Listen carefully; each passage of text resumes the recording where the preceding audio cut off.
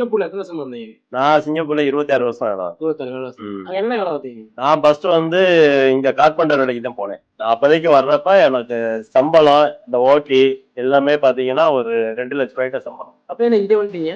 இது வந்து எங்க அப்பா ஆசைப்பட்டாருல நான் பட்டையில வேலை பண்ணிட்டு, அவரோட பேரு, அவரோட வேலை அவரோட ஆசீர்வாதத்துல இப்ப நான் நல்லா இருக்கேன், சந்தோஷமா இருக்கேன். சிங்கப்பூர்ல 2 லட்சம் சம்பாதிச்சதை விட இங்க நான் சம்பாதிக்கிறது ரொம்ப சந்தோஷம். மனுஷனுக்கு சந்தோஷம் தான்.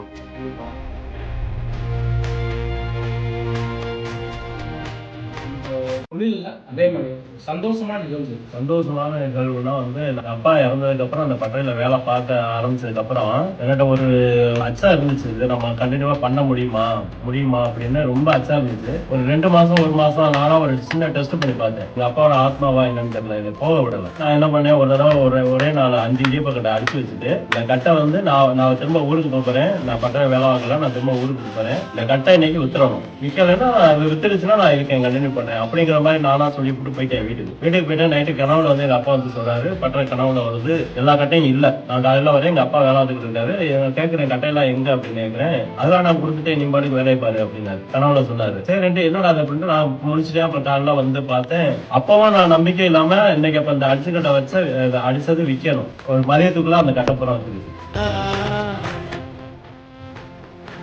அது வந்து இந்த டெஸ்ட் பண்ற வேலையை விட்டுட்டு ஒரே மூச்சோட சந்தோஷமா வேலை பண்ண ஆரம்பிச்சு.